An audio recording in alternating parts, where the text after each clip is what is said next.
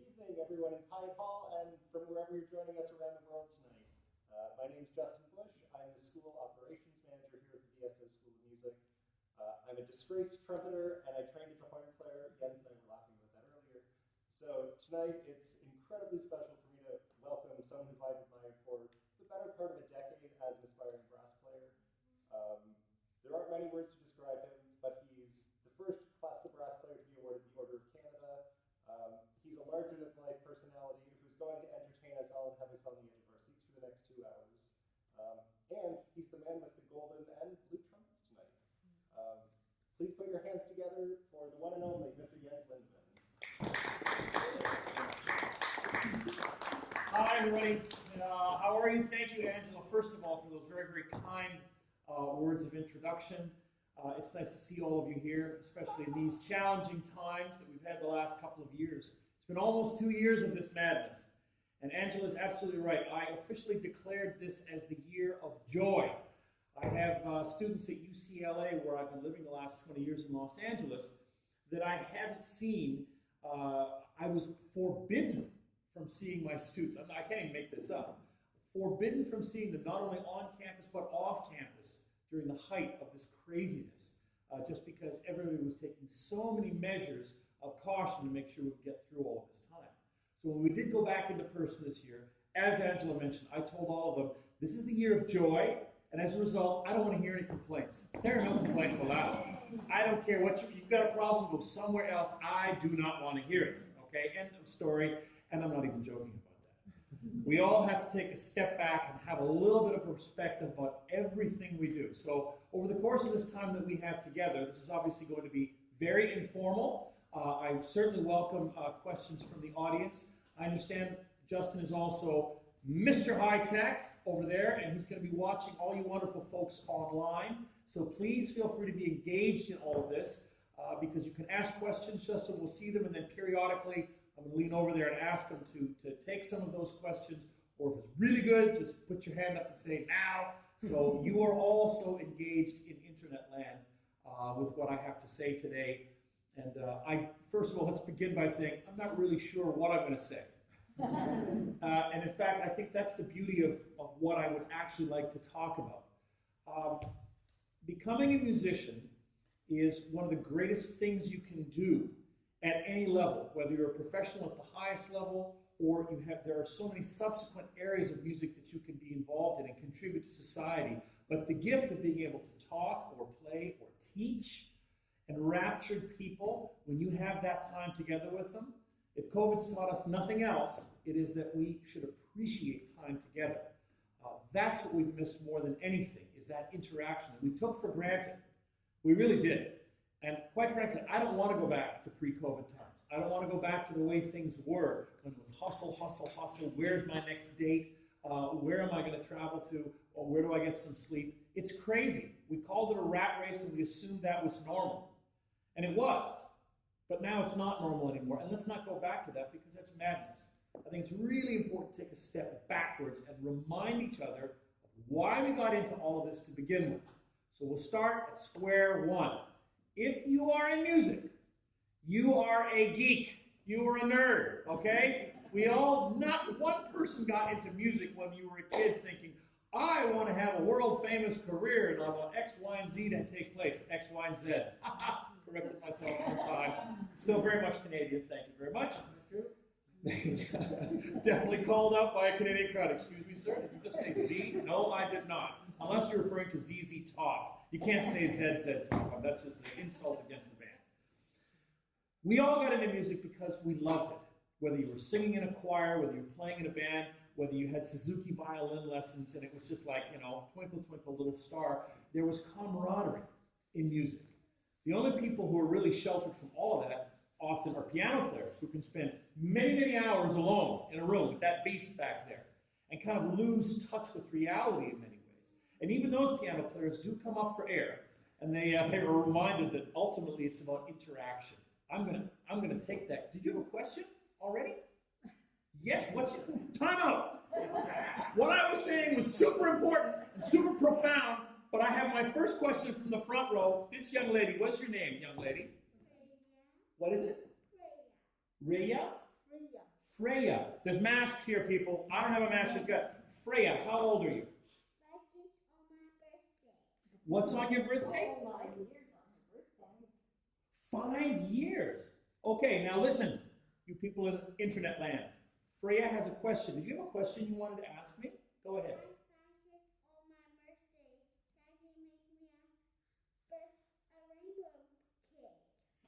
Daddy is going to make her a rainbow cake on her birthday. This is beautiful. Thank you.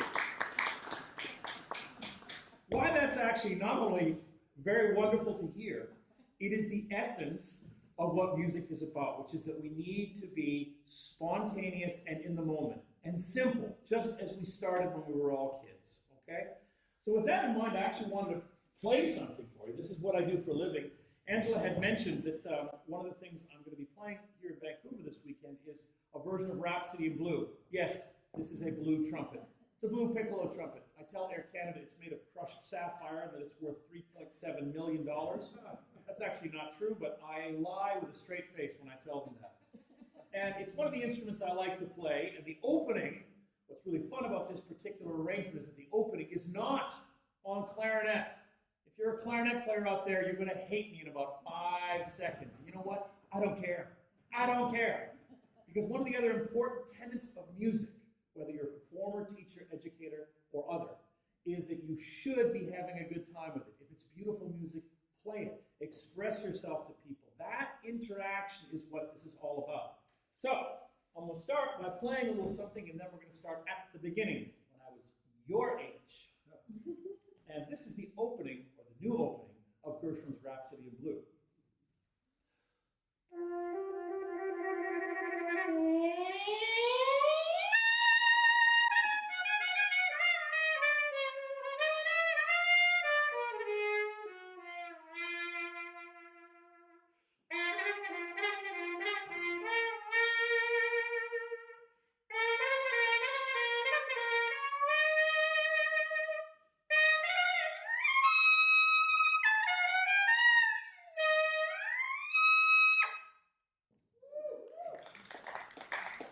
Thunderous applause, and when I started Freya covered her ears, that's perfect.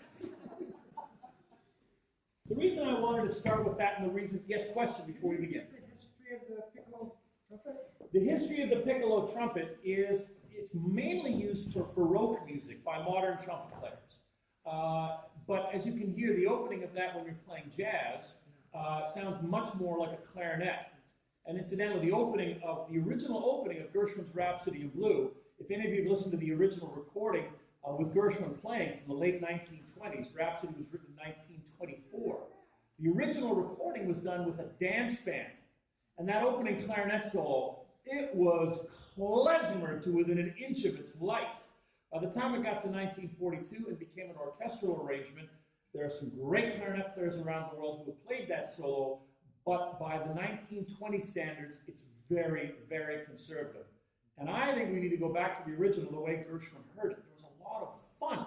And in fact, that opening swoop that you hear was so famous, one of the most famous clarinet lick in history. Yes, it's true, clarinet players, you know I'm right. That was actually a joke that was done at the dress rehearsal. You know, musicians in the 20s, they had just as much fun on stage as musicians in the 2020s. And the clarinet player was fooling around at the rehearsal because it was just supposed to be a chromatic scale up to the high B flat. And halfway through the scale, he did this swoop, and the whole band was laughing, and it was just a big joke. Gershwin heard it and said, "I love it. It's in." So let's think about that. One of the most iconic musical moments in history, and it began with fun.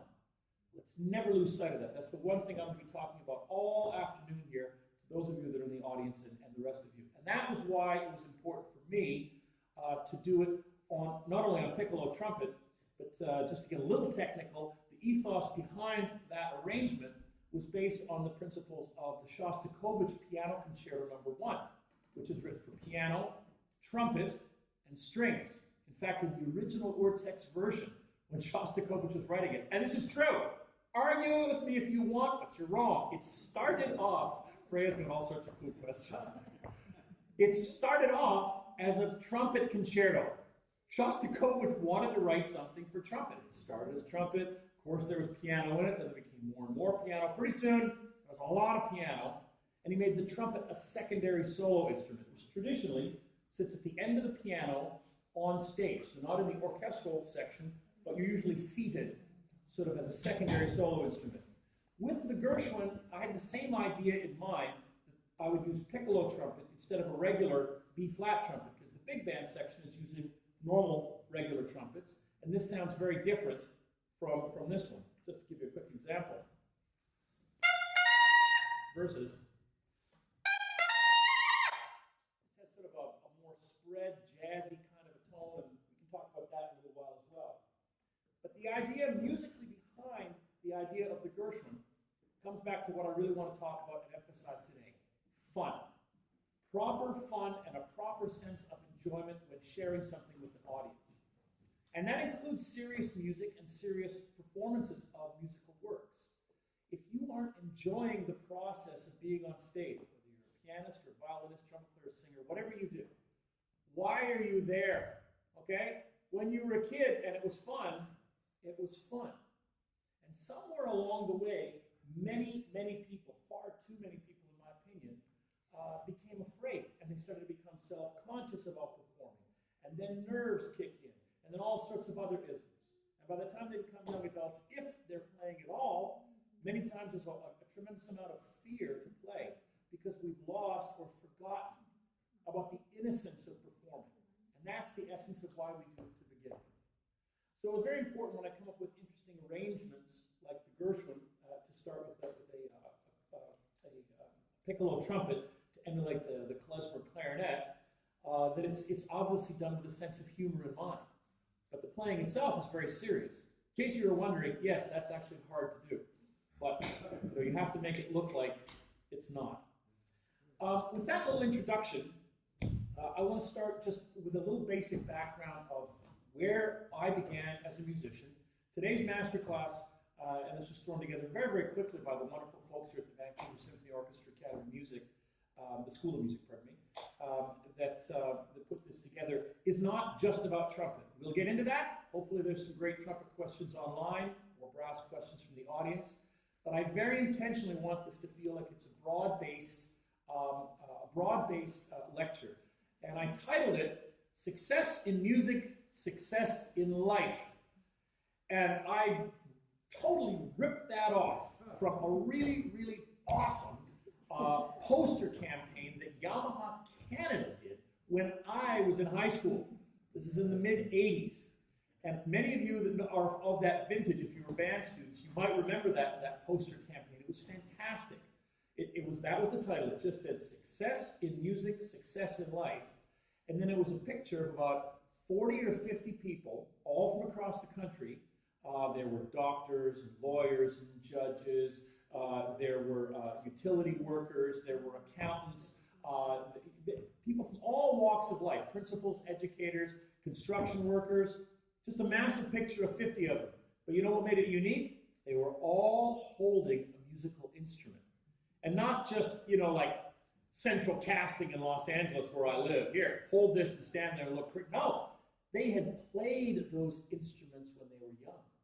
So not one person in that photograph was a professional. They were all people who had gone on to different careers in life, but there they were holding a clarinet or an oboe or a trombone or a cello, whatever it was. And it made a huge impact on me at a very, very pivotal time in my life. I was young. I was just in school in Edmonton, and I love playing music, but there's a lot of fear that sometimes goes along with, do you think you can actually do this for a living, or how is this going to go? And looking at that poster, it just imprinted into my mind, it doesn't matter. If I don't make it as a trumpet player, whatever my dream is as a musician, look at all those other things I could be doing. And I still had the benefit of playing the trombone or the French horn or whatever the instrument was. It was a very, very powerful campaign. And in fact, it was the basis for in many ways, my entire approach to music making and music education at this point. So when I was 12 years old, very young, not as young as you, you're only 5, you're going to be 5. At 5, I wasn't playing the trumpet yet. But at 12, I started to play the trumpet. At the age of 10, I played some piano. I got all the way to grade 5, Royal Conservatory. Yeah, I did, and I have grade 1 theory. Thank you very much for asking. Thank you, thank you. But I practiced out of the grade 8 book. I just didn't do the exam. So we'll get to that later. And I switched to trumpet when I was 12 years old. Not because I wanted to play the trumpet. I loved the rock band Kiss. And I was in the Kiss army. I know you're all laughing, but it's true. And I wanted to be a drummer, like Peter Criss, who was in Kiss. Thank you, Justin. Peace and love. And in my band, you had to pick either trumpet or clarinet if you wanted to play the drums, because we needed a lot of trumpets and a lot of clarinet players in the group. And then after 2 weeks, the best players could decide if they were going to become drummers. So, Freya, I'm going to ask you this question. There were 20 trumpet players in my class, and we had a test. And in the 2 weeks, one of those trumpet players was last in the class. Freya, do you want to guess who that person was? Who was it? Do you think it was me? That's right. It was me. She was looking around at Mom like, Mom, do I break his heart now gently or do I just crush him? And said, yes, it was me. I was last, dead last. And I went home to my mother and I said, Mom, I didn't win the trumpet audition, which means I can't play drums, so I want to quit music. I said, I'm done. And you know what my mother told me?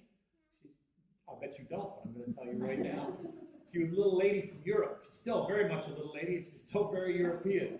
And she looked at me and she said, when I said I want to quit music, she says, We have no quitters in our family. Auf keinen Fall, mein lieber Junge, das gibt es bei uns nicht. You're going to do 1 year to trumpet, then you can decide. You do not start and stop. Nicht bei uns im Hause, nicht bei Lindemann.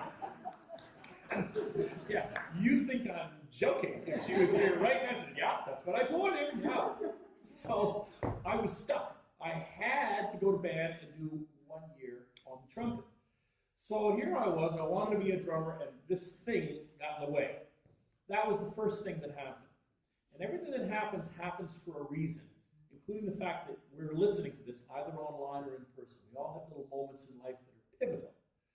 The other thing that happened in that very first year of my music education was I went to a concert in Edmonton with the Edmonton Symphony, conducted by the great Tommy Banks, and Doc Severinsen was the soloist. If you don't know the name Doc Severinsen, go to the Google. Do it now. Open a separate screen on Chrome. It's a better browser than Safari. Look up Doc Severinsen, who is still 94 years young and one of my closest friends, and a brilliant trumpet player. So I sat in the audience, Freya. I was 12, and I was sitting right there, and Doc Severinsen came walking out, and he was wearing pink leather pants and a lime green jacket. And he walked up on stage with trumpet in hand, and he got to the microphone, and he said, he hadn't played a note. He looked at a packed audience and said, ladies and gentlemen, I don't wear these pants because I look good in them. I wear them because I like the way they feel. And I'm sitting there going, that's what I want to do. Not this part, but, the fact that before he had played one note, the entire audience loved this man. And he had us. And then he played and was from another planet. Those were critical moments when I was very young. I saw people who were having fun. I saw them do a tremendous show, and I saw how they impacted an audience. And I had the hook. That was it. I was on the line, and music was going to be some form of my life. And that was a very, very pivotal moment. The other thing that happened just prior to that, we had just moved to that particular part of Edmonton, and some things really, truly are meant to be. And every one of us, you know what I'm talking about, because in your particular situation, especially because we're here talking music today, you will remember some very important, pivotal moments that just directed you in that way. Being forced on the trumpet was one, seeing Doc Severinsen was another one, and then also the band program that I happened to go to. You could say it was luck, or you could say it was fate. I don't really believe in luck. I believe that luck is when preparation meets opportunity. There's no such thing as luck. And we're often very guilty in music of saying, oh, I didn't get what I wanted. I guess I wasn't lucky enough, or there were politics involved, this or that. Get over it yourself, okay? That's garbage. A lot of things aren't going to go your way. But the last thing you want to do is blame other people. I'll get to that in a minute, okay? But it was perhaps fortuitous that my mother was driving past. We just moved to this neighborhood and I was going to go to a different school. But we drove past a school that was closer to our house and says, this school is much closer. You can walk here. This is where you go. I'm 12. What are you going to say? I don't want to go there. Okay, Mom, whatever. Well, it turned out that particular school had an excellent band program. And the school I was going to go to didn't have a very good one.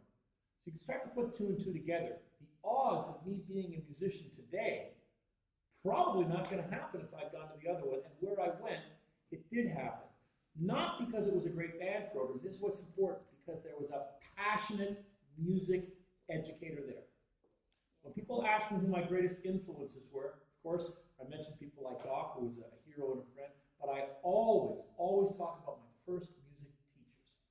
That band director, if he hadn't instilled a love of music, if he hadn't turned me into a band geek, and that includes all of you, you're all music geeks, nerds, every one of you, don't deny it.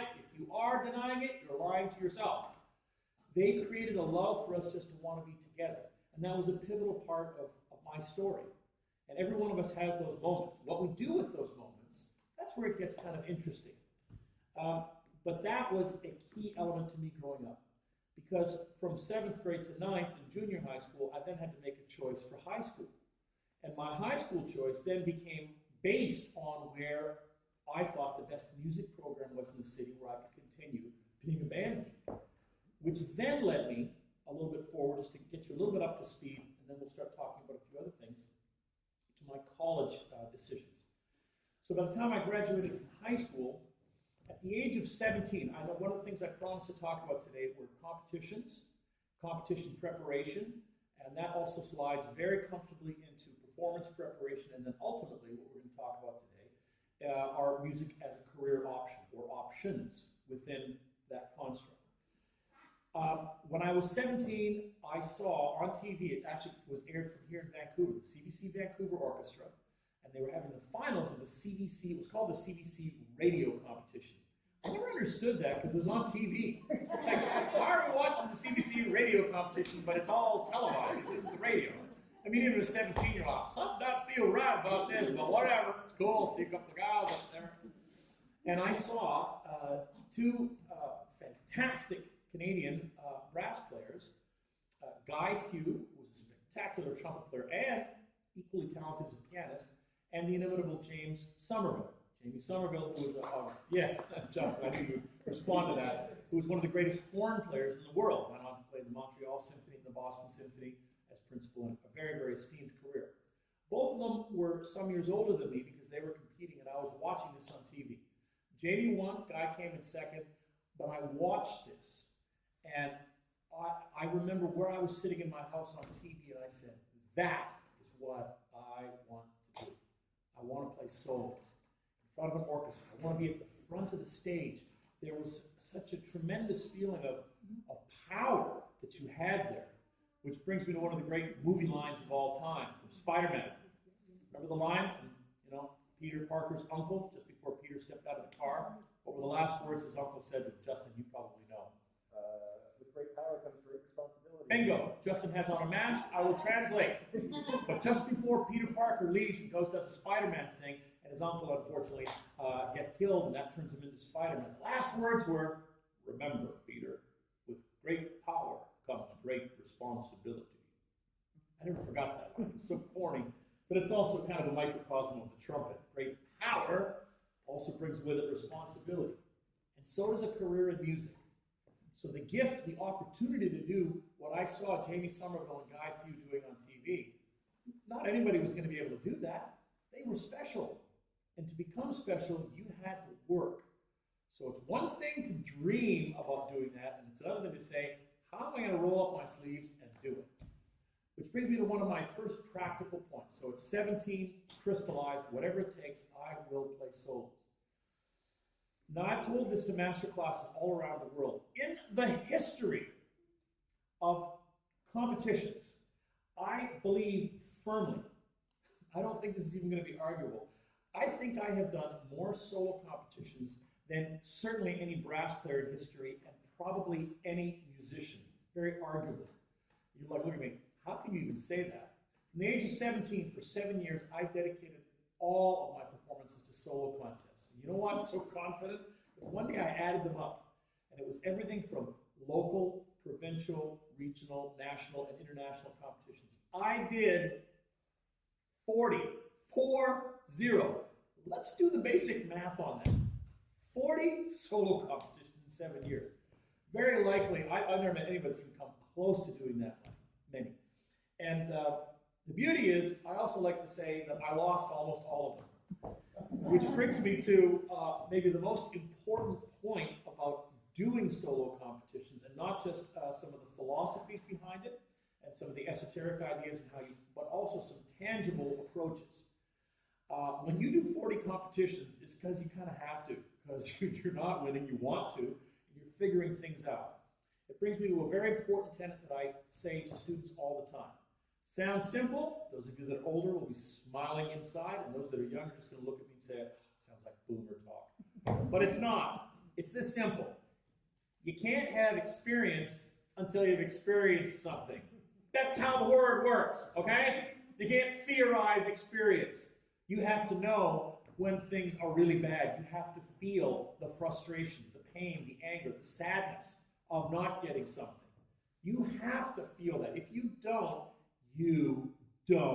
yet get it. And you will, one way or the other. Life will throw you curveballs. If it hasn't, it just means you're a student. Congratulations. You'll get there. Life will throw things at you, and you'll remember these statements from some supposed boomer on saying, oh, I guess it does make sense. Yeah. But how that translates into developing a career in music, the experience of not getting something is what drives you forward. At least that's what should happen. Okay? When you don't win an audition, whether it's for band placement at the beginning of the year, or a local symphony, or the local concert band, or an honor band, or a big competition, it's not supposed to feel good. I can't stand it when students say to me, you know, I'm just going to do this audition, you know, like for a contest or for a symphony orchestra. I'm going to do it for experience. What are you doing? For experience? So yeah, Jens, well, you know, like you said, you can't have experience until you've experienced something. It's like, no, that's not how it works either, okay? Going in there to do it for experience means you don't deserve the job. You don't deserve it. You think, what do you mean you don't deserve it? No, you don't deserve it. And they still don't understand. And those are lessons I had to learn. There's one sidebar story to all of this. I remember being in Atlanta, Georgia with my teacher. I was a fairly advanced player by this point, and I'd gone down there to prepare for Bach's Brandenburg Concerto, which I was going to record in Germany. It was James Thompson. He was my teacher at McGill and the principal trumpet in Atlanta. And Jim was sitting there. I was with him for 4 days to work this up. We were having breakfast together. And there was a stack of papers on the table. I remember as we were having our coffee and our sandwich or whatever, he would have a quick look at the paper, quick look, and he would make two piles very quickly. And I kind of glanced over and I said, Jim, what's going on over there? He said, oh, we have an audition for the Atlanta Symphony, assistant principal trumpet. I'm going through the stack of applicants. I said, wow, it's cool. You're making two piles. What are they? He said, well, there's a yes pile and there's a no pile. Like, Jim, you looked at it for like less than 5 seconds. He goes, yeah. If it's yes, it's because you have a job. If you don't have a job, you're in the no pile. Now imagine my reaction at that. I'm like, well, Jim, that's like a chicken and the egg thing. How can you get a job if you don't have a job? And if you don't have a job, you don't get offered a chance for a job. It makes no sense. Of course, he was waiting for that. He says, yeah, that's exactly what should happen. And it made no sense to me. And here's what he said. This is a very, very important part of today's discussion. He said, if you are in the yes pile, it's because you have a job. You know what you're doing. You're a professional. At some level, you have a job. You're entitled to come audition. If you don't have a job, I'm not interested in you. And then again, I was like, what do you mean? Again, it makes no sense. How can you get a job if you don't have a job? You're not permitting it to happen. And then the lesson. He said, if you go in that no pile, and it's sent out, you're rejected from this audition, and you know somebody that will call the orchestra and say, hey, you need to hear this person, you'll go from no to yes. If you don't know such an individual, I'm not interested. And it means you're not ready. Now think about that. That brings us to one of the most important tenets of all professions. Networking 101. Somebody has to be able to speak on your behalf. I can't say how great I might think I am. Justin can. He did at the beginning of this. Somebody else can do that. You can't do it on your own. Because the whole point of music, and even getting a job, say with a symphony orchestra, is that people have to know not only who you are, they're prepared to make a phone call on your behalf and say, you really should hear this person. I believe in this person. We believe in this person. They're not looking for a student to win the gig and then show up on Monday morning and say, great, what do I do? We're looking for a colleague. That's how things change once you start getting to the professional level of orchestral auditions, for example. Right? And when you can make that connection in your mind, you prepare very differently. And then you don't waste my time saying, I'll do it for experience. Like, okay, great. You'd be wasting your time and the committee's. Because the odds of you getting the job have just gone inconsequentially through the roof against you. You're just not ready. Okay? And again, that'll make more sense as you start going through the process. So I say that not to intimidate, but rather to challenge all of you that are listening, whether it's here or beyond. These are words of experience. They come from a place of love and respect. The last thing I want to do is squash anybody's dreams. That's not the purpose of being a mentor and a teacher. But it is our job to say, if you want something, how hard you're going to work for it. So I went forward to McGill after seeing the CBC radio competition on TV. Weird, again, if anybody from CBC is tuned in, like, what were you guys thinking? To this day, it makes no sense. But I decided I would start doing solo competitions. And I went to Montreal to study with James Thompson.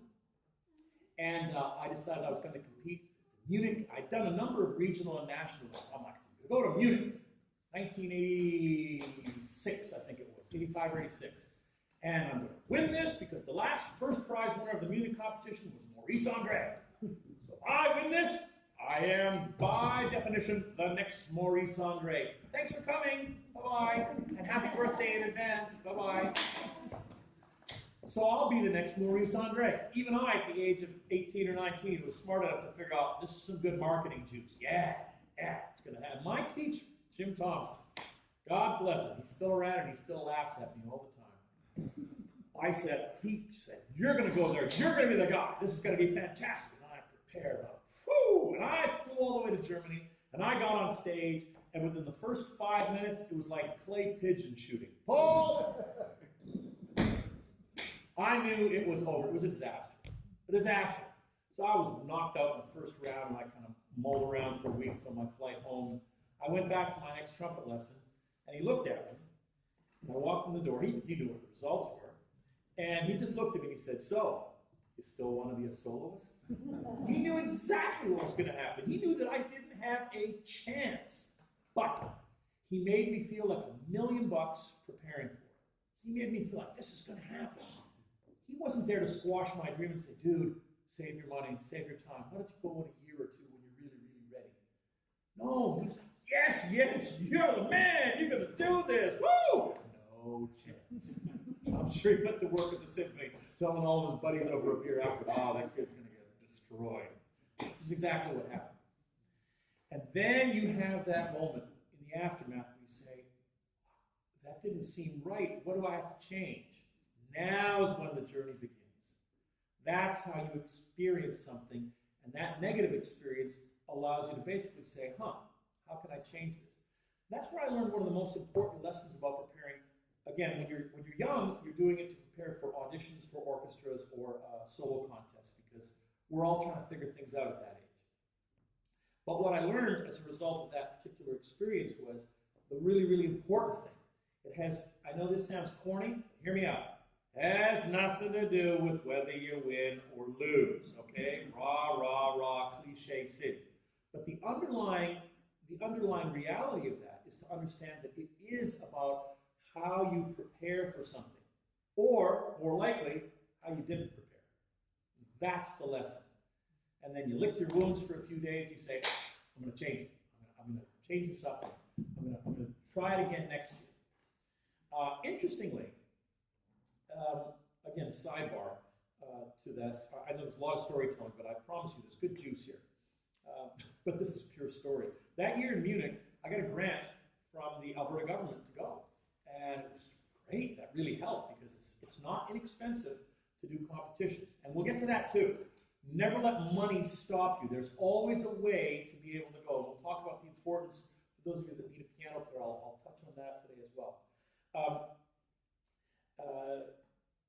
I got this grant, and in the program it said Jens Lindemann, Germany, because I was born in Germany, and I was a landed immigrant. I came here when I was a baby, but I was Canadian. I grew up here, and this is where I had all my... So I handed the forms in at the end of the trip, and of course I got a phone call saying, "This is wonderful, congratulations, young man. Just a quick question. It says Germany, and we gave you money from the province of Alberta. How'd that work?" I said, you know, I'm at 18, I'm doing the whole dance. Oh, sorry about that. And I said, that was a misprint. Obviously, I didn't get to them early enough, but that'll never happen again, I promise. A year later, I got ready to go to Geneva for another competition. I get the same grant. And this time, about 4 weeks before I go, I'm thinking, ooh, I better call them and say, yeah, I should say yes, live in Canada, because I'm Canadian. I've been here since I was a baby, and this is my country. This is where I learned everything. So I called them in Geneva. I'll never forget it. They said, "No, you cannot print Canada. You must print your country of not residency, but of your citizenship. It is Germany. You will list against Lindemann, Germany." Try talking to the Swiss. Forget it. That is a rules-oriented country. So I'm like, this is not going to work. If I hand this form in again afterward, and it says Germany twice, I'm in big trouble. So I called the government. This is 4 weeks before I went. I said, yeah, my name's Jens, and I've been living here my whole life, and I want to be a Canadian citizen, so can I get that done? I said, oh, no problem, no problem. I said, great. See, that took about 4 to 6 months, and I said, oh, no, I got to do this in 4 weeks. They said, oh, that's impossible. And I remember they said impossible. My heart started racing. And now I didn't know what to do. I'm 19. I said, I'm going to a big international competition. I want to represent Canada, and the rules are that you have to be a Canadian citizen. When I grew up here, this is really where I've trained. Is there some way we can do this? You know, imagine some bureaucrat. You know, the normal answer would be like, please. And there's silence, and she says, did I hear you correctly, young man? I'm just going to get my supervisor on the phone. And the supervisor comes in. Did my colleague just inform me correctly that you are prepared to renounce your German citizenship to represent Canada at an international competition? Is that what I just heard her tell me? I'm thinking, I want the money. Yeah, that's what I want to do. I'll be Canadian. They said, we will bring a judge in this weekend. And they did. They brought a judge in, and the papers came, and a young man renounces citizenship to attain Canadian citizenship. Yes, just give me the grant money. I think I'm joking. These are funny moments. I mean, that's just bureaucracy and stuff, but it's a funny story that I now have officially told the world. Wow. How do they come back for the money after it now? But it was critically important to me, all the kidding aside, that I did represent Canada. This is where I had all my training. This is my country. So that was an important yet funny part of the experience of moving forward. Nevertheless, even that contest went nowhere. Again, just not prepared. But a very interesting moment that happened there. The gentleman that did win that is a spectacular Norwegian trumpet player named Ole Edvard Antonsen, who is also a very good friend of mine now. And it was clear, like this Norwegian god had showed up and like, oh, God's really, really good, you know? And I was out in the first round, and we all knew it's a coronation for Ole. And I remember walking through the hallways, and Ole's a little older than me too, and I saw him, and he was walking somewhere, and I didn't even know what to say. I saw this guy who clearly was a star, and I hadn't said a word, and he looked right at me, and he said, oh, you played a fantastic Unesco legend. I really like the way you played. And I was like, thank you. Thank you very much. Now he knows because we're friends, but at that time, he had no idea how powerful that moment was for me. Clearly, I was not ready to be there. But the words of encouragement from somebody who believed in a little sparkle, it changed everything. And I chunked along and kept going. Another great solo competition story I'll tell you about, which ended badly, was the Montreal Symphony Orchestra concerto contest, and there were two finalists. It was me and a flute player who was originally here from Vancouver area, Joanna Gaffreur, spectacular principal flautist of the NEC Orchestra. Her father was an esteemed French horn player here in the Vancouver Symphony for many years. Joanna was young. She was 18. She was a kid at McGill. I was 23. We're both in the finals. Everybody said we played great. Apples and oranges. Could have gone either way. Who won? Freya's not here. Burst my bubble. Justin, you do it. I don't know, man. Pretty sure it was Joanna. Yeah, Joanna won. Flute player won. Trumpet player takes home like the second blue ribbon. And I remember calling, and this is another important experience lesson. I remember calling my parents, and I was very devastated backstage. And I said to my father, who was on the other phone, I said, Dad, it didn't seem fair. I played so well. I was ready. Everybody said it could have gone either way. You know, I don't understand why they didn't give it to me, because it was my last year to be able to do this. And she's such a star. She had 4 more chances. For sure she would have won it. Just like Ty should go to the runner. And when you're talking to your parents, you figure these are the people that bring you into this world. They're going to understand. They're like, please, please. Oh, and these days, don't get me started on how much coddling goes on out there. We'll get to that at a different time. So I finished my whole devastating rant to my dad, figuring they'll understand. And when I finished my 5-minute speech, this is what he said. Well, I guess it wasn't obvious enough that you are the winner. Next time, practice more. Don't complain to me. Boom! Boom! It's a mic drop, or a telephone in this case. I can't make this up. That's what happened. And, my dad, to this day, he's like, it was like that? Oh, yeah, Dad, it was like that. It was like that. And he was right. What he was basically saying is, what's wrong with you? Who cares? Win or lose. Work harder next time. Big deal. Move on. And that's a really, really important lesson. The ability to basically say you must constantly continue. In our business, we're in a world, and here's where we're going to get to some really cool tips, okay? Do we have people asking any questions at this point, or are they still laughing at me? Actually, I have 2 questions here, but one is kind of on this track. Okay. Joven Ho is asking, what advice would you give to people who are prepping for music performance auditions? Excellent. Okay. A couple bits of advice we'll get to right away here. So, the devastation of having my father say practice more, which is of course true, but sounds a little harsh and cold. One thing you learn from all of those experiences, once you get over the crushing feeling of like, I wish it had gone my way, then go back and examine what I said earlier. What did you not do to prepare? There are a lot of variables that you can control. And that's an important distinction to recognize, because much of what we do is not objective, it's subjective. Meaning you're allowed to have an opinion. A judge doesn't have to like your style. You can't make them like something. It's like flavors of food. You hope they do, but you can't force anybody to like something. So subjectivity is a big part of, did you like that phrasing? I thought the tempos were a little rushed. I thought the tempos were okay. Could have been a little more staccato here. I mean, how many times do we hear that? It's like coffee talk. And young players sometimes get so caught up in the weeds, the little things, that they lose sight. They become so myopic and focused on those many, many little elements that you can't control. They lose sight of the bigger picture. Okay, so to answer the question basically, here is the most important thing you can do for your future in music, whether it's for auditions, contests, or just playing a concert. Sounds simple, it is so true. Make a beautiful sound. Full stop. That is the most important thing you can do for your career, is to come up with a sound that's beautiful. That's undeniable.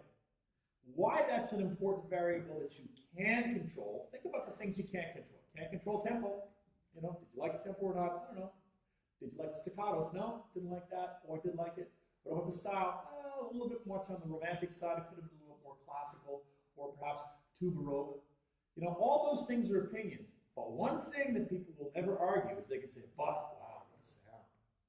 People love that. They will forgive you so many things if you play beautifully, first and foremost. When composers write with anything ugly or harsh in mind, it is done as an effect. It should be, okay? And any composers that want to argue that and say, well, actually, no, I'm trying to antagonize. I'm trying to make the audience question everything. I want to deconstruct everything tonal and beautiful and get us back to the point of near anarchy, you know? Said a different way, and it's a subtext. This is a really important thing for musicians to rail against. Do not give into the concept that it's like, well, if you don't get it, you don't quite understand. We don't often do it that directly, but we do it in our subconscious, because our teachers or our influences, we become so caught up in insisting on doing it a certain way that we forget that has nothing to do with anything. And if that's your focus, it's the wrong motivation. The audience is not there for you to sort of say, I'm playing something and I really hope you understand. Wrong again. They're allowed to dislike you. Oh, yes. Now, they don't want to. It's the other thing that's really, really important. Audiences want to love you. Okay, they do. Let's go back to day one. You're standing there with your little violin, or you're standing in front of the church and you're playing a hymn. Nobody's there saying, oh, I hope this goes badly. They're all pulling for you. That's how it starts. So we have to keep that in mind as we move forward. So developing beauty of tone will allow you to get away with artistic murder. Okay? It's a different way of also saying that one of the things you have to start teaching yourself to do, again, keep coming back to roots, roots, roots. Allow yourself to be vulnerable or honest on stage. And you know what I mean, okay? It means something different to everybody, but you know what that is. It's an integrity thing. This is how I'm going to present it. I really hope you like it. The difference is, this is to the young man's question, is that your approach from the stage is that you're sharing something with an audience instead of imposing it on them. And there's a massive difference. Now, just before you go running around saying Jens hates modern music and he won't play anything atonal, that's not true either. The beauty of atonal, modern, challenging music is the passion with which I throw myself into it. It's that simple. You won't understand what's going on because there's just it goes by so quickly, and what's taken me weeks and months, and in some cases years to perfect in a 7-minute piece. How can I expect you to get that? You can't. There's like a handful of trumpet players who might say, oh, yeah, very well prepared. Guess what? Newsflash, they don't support your career, okay? They're the ones that sneak in for free.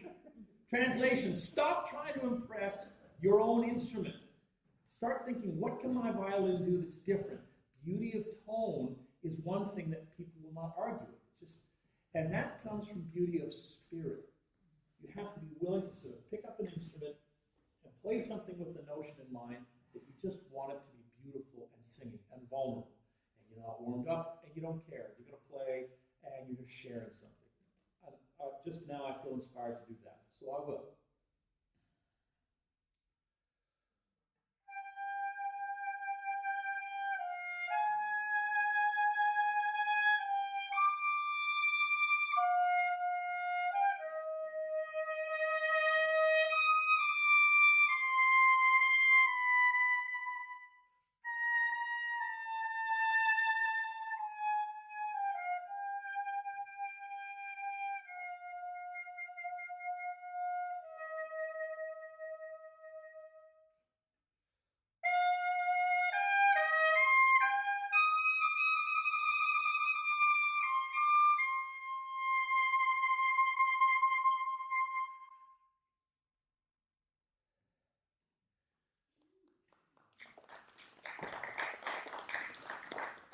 So, for whatever it's worth, when I do something like that, a little excerpt, something I just feel like I'm going to play it right now and be in the moment, what I'm trying to do, and this is the skill that we can work on in our practice room, is get into the moment. And that's not just some airy-fairy idea that we conjure because we've been living on the West Coast too long and, everything is about, unicorns and rainbows. No, there's a lot of work that goes into doing that, okay? So, presenting something with beauty of tone and integrity, really, really key. Now, here's a couple of practical tips that I want to give you for preparation. Before I get ready to ask me the question. I was doing that, I was like, yeah, it sounded okay. I want to show you something that's with me at all times. 3 items, one of which is going to make Angela really smile. There are 3 things in my pocket at all times. If they're not in my pocket, they're at my bedside table at home or in my hotel room. I always know where they are. I have to take them out when I go through security. I always make sure to pick them up on the way out. And no, I'm not OCD. I don't have some weird problem, okay? I've learned a lot of things through experience, and most of them through mistakes. So you start learning little techniques to say, how can I, again, come back to what I said, control the variables. These 3 items all mean a lot to me. One of them, which will make Angela smile, is a coin from the Royal Conservatory of Music in Toronto. You recognize it, don't you? They gave me an honorary degree a few years ago. I think it was on your watch. You were there at the time. And it meant a lot to me. It meant a lot to me. I've been fortunate to get a few honorary degrees, but this one meant a lot. I started music on piano, you know, Lionel Fletcher. That's the series I worked out of. The first notes of music. And then one day for that wonderful Canadian institution that's so highly regarded to give me something honorary, it's like, wow, that means a lot to me. So I keep it because it just reminds me that, you know, it's just important to me. The other thing I have in my pocket is a silver dollar, Canadian silver dollar from 1966. My wife found it in Moscow at a flea market.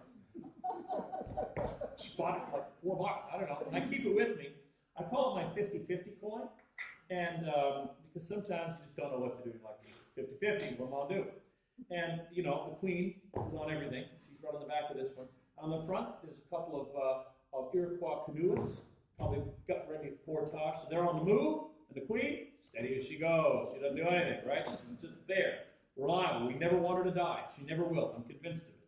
So the 50-50 is like, I got a big decision to make. I toss the coin, and if it's the aggressive play, it's because it fell on the portage. And if it's like, hey, be cool, Queen, right? Plus, you may not hear this on the internet. Too bad you're not here. Those of you in the room will hear this. American coins don't do this. Check out how much mass is in this. I've tried it with American silver dollars. It's not the same. Listen to the ring. You heard it in the room. Very high pitch. Anyway, it's just cool. That's why I keep it. You're still thinking, what does that have to do with preparing for a career in music? Okay, both important items, but this one is also really important. This is what I use to practice. It's a poker chip. I got it off of a bottle of wine, of all things. It was actually a very nice bottle of wine with a very dear friend of mine who just passed away a few years ago, J.R. Shaw. And we met for the first time about 8 years ago and had this wonderful, wonderful afternoon lunch. And over the course of that lunch, it was a long lunch and no cars were involved. Calm down. We had 2 bottles of wine. It was 5 hours. I guess it was supposed to be 45 minutes, and we had such a good time getting to know each other. By the end of the 5 hours, we were fast friends. Why this is important and not storytelling is because they'd pop these poker chips off the wine bottles, and we both kept one. He kept it his whole life. I keep it with me at all times because it's a reminder of a friendship that started that day. And it was an important friendship to me. It was like a challenge point. We'd see each other, and I'd be like, aha! I'd go on trips and vacations. I'd be on weird concert stages, and I'd have photos taken with really important conductors like Pinchas Zuckerman, and I'd have one of these like close by. I'd send it to JR, say, thinking about you. That's how much this means to me. Again, once again, before you think I'm just into like weird storytelling, no. Critically important device when I practice because it means so much to me. I place it on my music stand along with my other 2 cherished items. And that means it's time to go to work.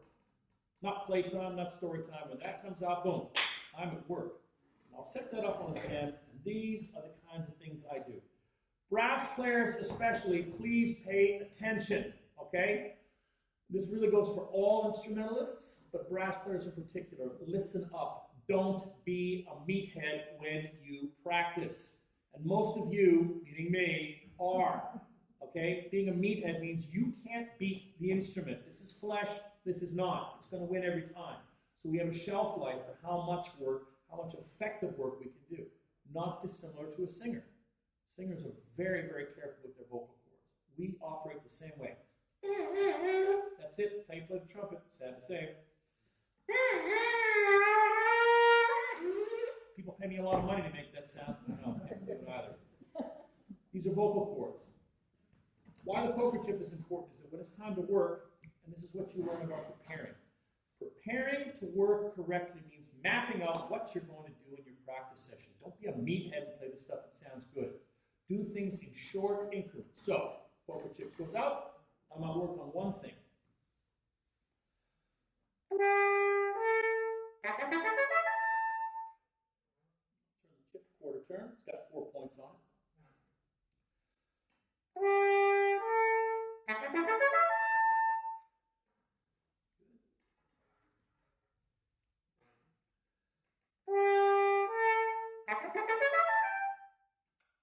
Back a quarter turn. You get the idea. And what I do is whatever I'm working on, I will do. This is my own game. Remember, everything comes back to fun and games. But becoming really, really good means you have to be serious about your fun. I do 3 complete revolutions, which 4 points on the coin. That means 12 reps of what I'm doing. Whatever it takes to get to 12 reps. If it's not happening, and I can't, I might change one of the variables ever so slightly to make sure that I can get to that. The reason this is important, brass players, listen! Listen! Every time you turn the poker chip, you get the damn horn off of your face. Don't do it like this. That's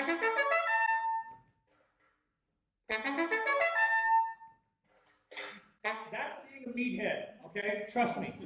There is nothing natural about that. I'm going to get through it really quick, faster than you, so that I can take off. No.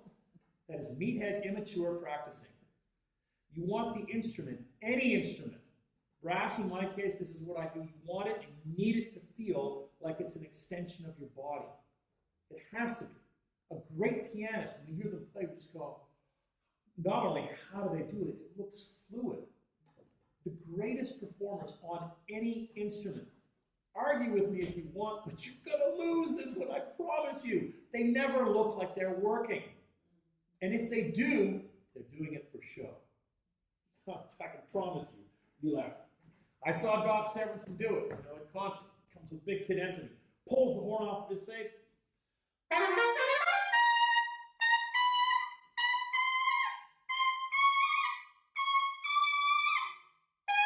Whoa! Take time off, ladies and gentlemen. I feel like my face just been run over by a roto-rooter. Okay, y'all ready for the bull? Give me an ole! Ole! I won't hear no one. Ole!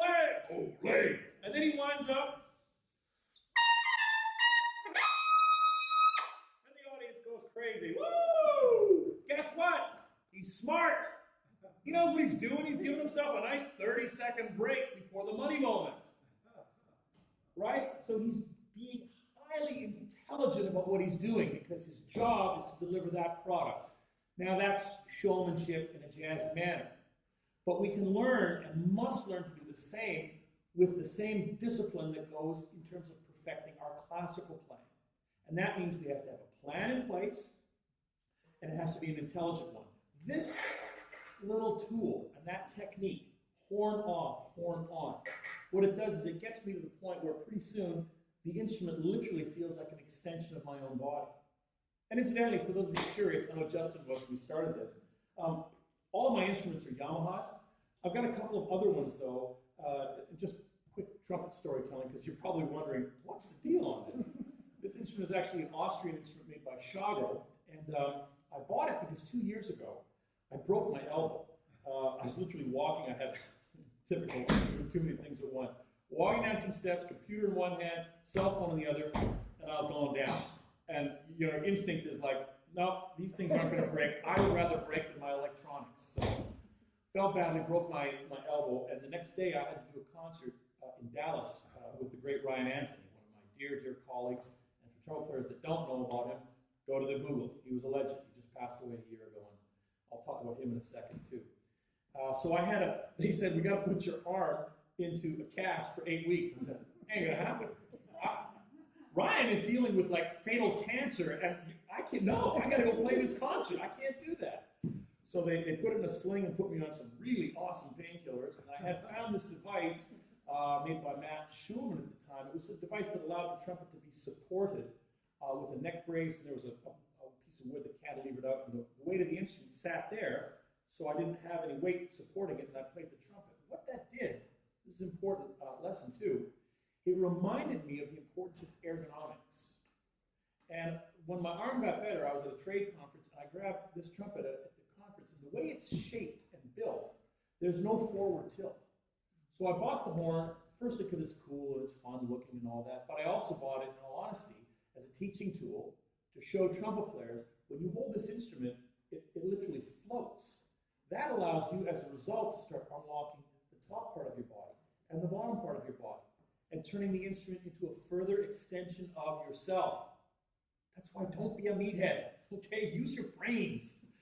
And that, when you take that feeling and transfer it to a more traditional instrument, the first thing that will happen is you start to line up a little bit differently. You sit back, you bring the trumpet to you, and you try to create that same feeling that happens naturally with this, and happens naturally with this, once you think about it. So those kinds of little teaching tools and the ability to really focus on minutia is what allows your practice sessions to go very effectively, okay? Very cool tool. Another simple tip for those of you wanting to get better at your practice sessions, then I'll take a question or two. You'll often have people say, well, how many hours did you do today?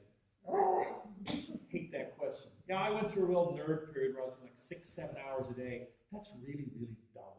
It's just dumb, especially as a brass player, okay? That doesn't mean you don't practice 6 hours, but to put the trumpet on your face for 6 hours is just, that's jar-headed activity. It is. The greatest virtuoso of all time, very arguably, would be Sergei Nakaryakov, the brilliant Russian soloist who, he's tired of trumpet repertoire. He's now taking on violin and cello repertoire just to challenge himself. Never did more than 3 hours a day of practice. Never. And this again comes back to something I want to talk about in terms of preparation. What separates somebody like Sergei or the great Wynton Marsalis, another close friend of mine who also did no more than 3 hours a day, was their ability to be serious and focused and in the moment. Okay? That's their true gift. It's not that all of a sudden the heavens opened and trumpet came down and it was good. No! Pile of crap. They all sounded like garbage when they started. But they were focused. And they had a natural ability at a young age to do that. By the time you see me in college, both when I was a college student and now as a college professor, half of my job is undoing things, not teaching you new things. Like, I'm going to unravel this ball of twine, and then we'll start from scratch again, and then we can make some better forward progress. So, those gentlemen were living proof that 3 hours of trumpet playing more than enough to become the megastars that they are. That doesn't mean you stop thinking about music. There's a lot of things you can do. One thing we don't do nearly enough of is sing. If you can't sing a passage on the trumpet, you are not allowed to play it. Another newsflash, it's a piece of metal, okay? It doesn't make music. Bang on it like this, it'll sound stupid every single time. Okay, you can't just push down a button and aim in the vicinity of a note. No, it's a resonating amplifier for what's going on in your head, and then ultimately through all the other components of your body. So that doesn't mean you have to have perfect pitch. Sometimes we say people with perfect pitch, oh, they're so gifted. Why was not given that gift? Hey, another newsflash for you. It ain't the be-all, end-all. In fact, often people that have tremendous hearing, they shortchange themselves of other habits because they don't need to work on them. But I've got news for you. They do. We all do. You've got to cover all bases.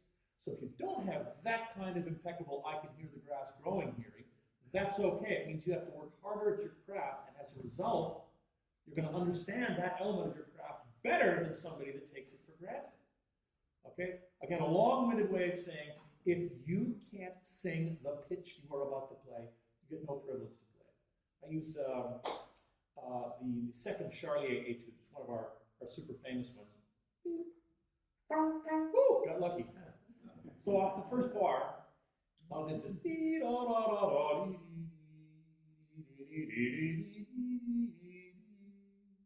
I'm not a singer, but those are pretty damn close to the actual pitches.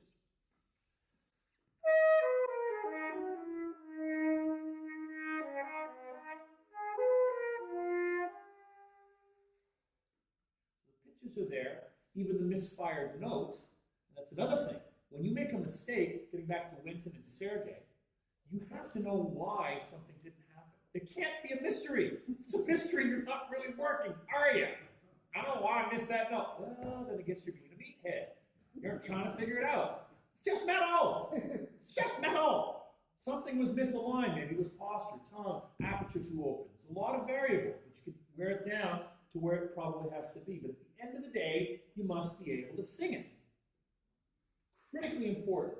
Again, if I take it to a contemporary music example, here's an example from the Davies Sonata. Number 1. It was the first sonata for trumpet and piano that Peter Maxwell Davies ever wrote. There's a lick in it. This is the wrong key, but the right-ish notes. Oh, that was angular, a little angry, if you will. I'm like, yeah. When I first started practicing, I'm like, the pain. Peter Maxwell Davies was not a happy camper at 17. And then one day, the meathead went away. And like the analyst looked at it and was like, hey, wait a minute. Oh, I see what it is. Woo! Chromatic scale, because I have great drum theory from the Royal Conservatory. We know what a chromatic scale is. Displaced by an octave.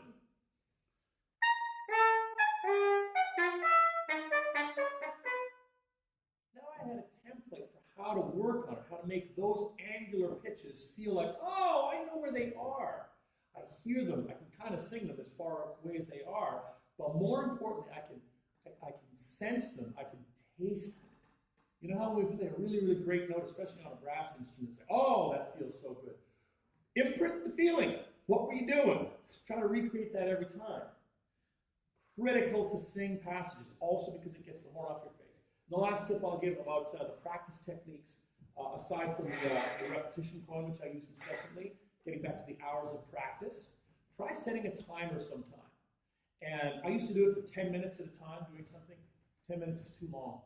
You can't concentrate at the highest level for 10 minutes on one singular thing. I promise you. Go ahead and try to prove me wrong. Over the course of even just 10 short minutes, you'll be working, you'll be writing like, I'll prove Jens wrong. And like, oh, my chair just squeaked. You're out of it already. You're already out of the moment. I'm talking about like obsession with the moment. 5 minutes is all I've ever managed to do, and even that is a challenge.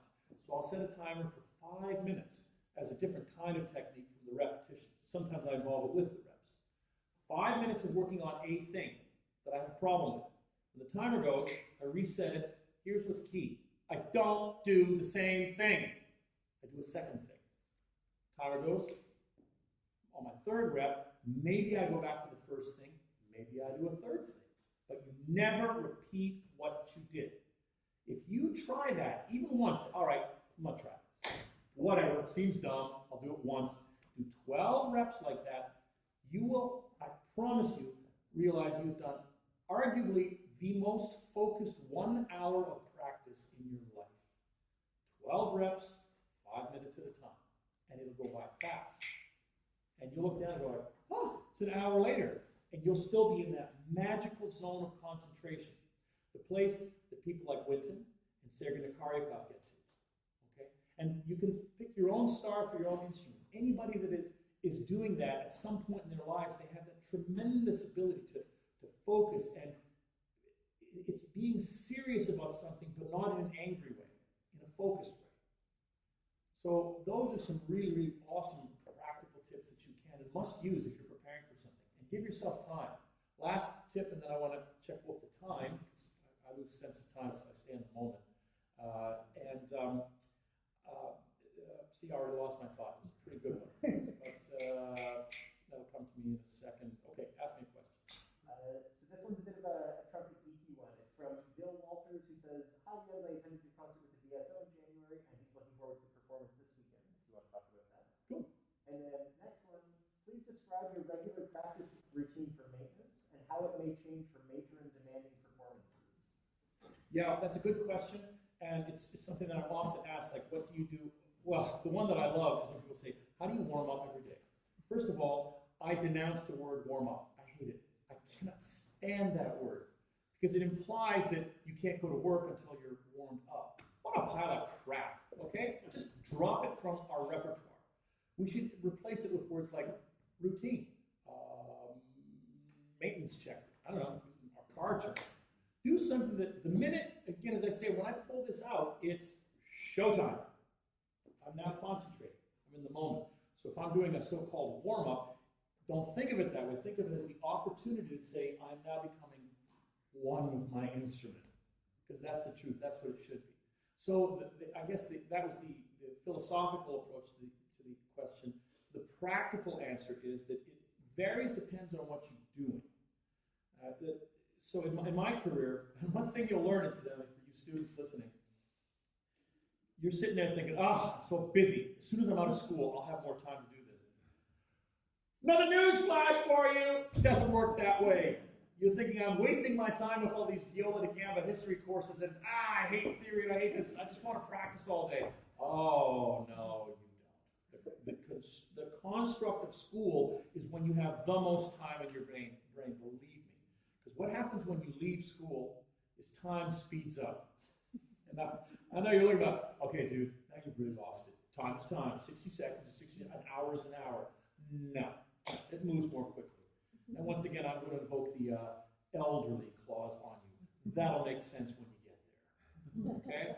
So one thing that is critical for me, and something I can pay forward to people coming up, is the importance not only of having a plan, but being very focused and using your time wisely. Again, kind of corny things to say, but that's why I use techniques like this, techniques like the timer, and to answer questions like, what do you work on? I work on what I have to work on for that particular gig.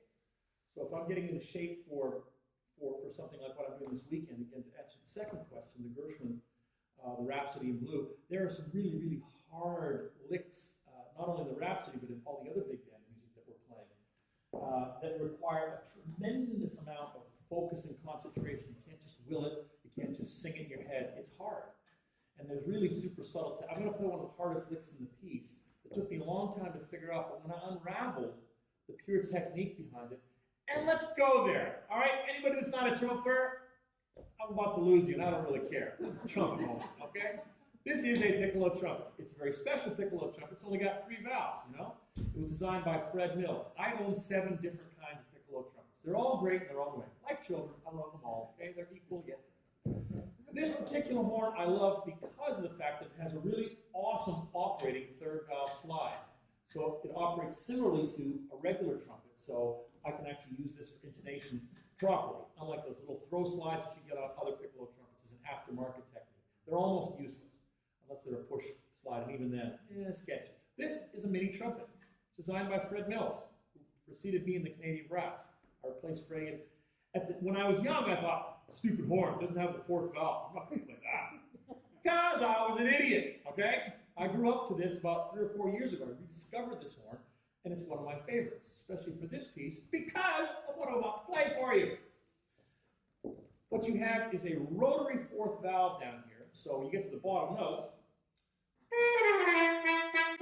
you still need a few more notes. There's no other valve. But you kick the rotor out, you can get another 3rd.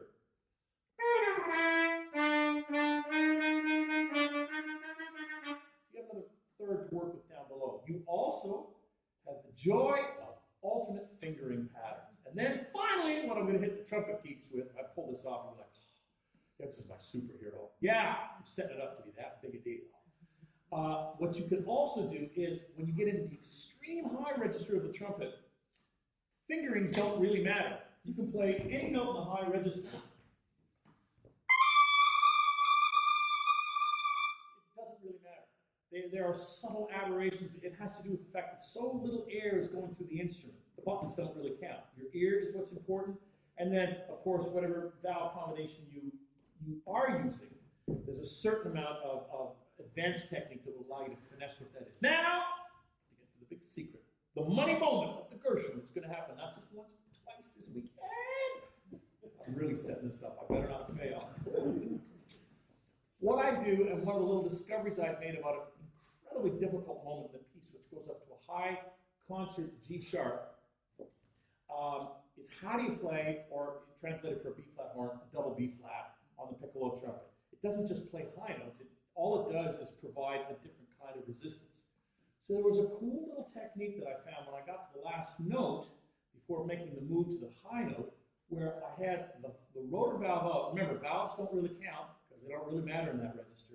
And to make the move to the top note, I release the rotor. I just let go, and it closes off that valve, which creates an almost imperceptible bump of resistance. It's so minor. There's a point here to this madness. If you want to be a real master of any instrument, you have to understand how to unlock the mystery of it. There can be no accidents. You have to understand. If you don't, then get curious to figure it out. As one of my colleagues said once, the end of your technique is not the frustrating point. That's where things begin. You can learn something new. So I'm now going to do that for you. I'm going to play this wicked moment. Yes, I am. And I'll play it once for you this way. Then I'm going to turn to the side. That's right, I'm going to attempt it twice. And you'll see when I get to the top note, hopefully, there's just a little flick of that valve. And when I do that, it creates exactly the amount of resistance that hopefully allows me to travel land of trumpet glory.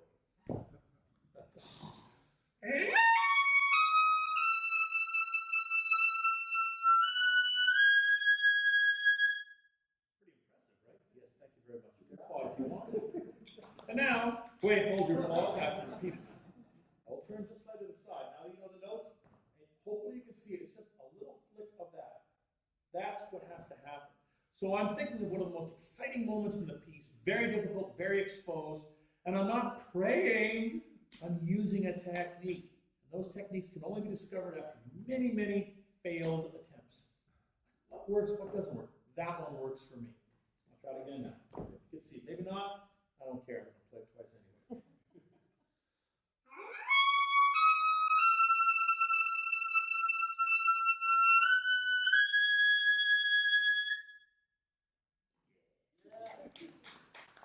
And that is born out of something almost imperceptible. And if you're a skeptic, you would say, oh, that's trumpet voodoo. Why don't just ram it out there? What's wrong with you? Give her. Yeah, meathead. No time for that. That's why we practice in a focused manner, to make these fun little discoveries and then share that information. Why would I keep that a secret? It took me a while to get there. It's funny because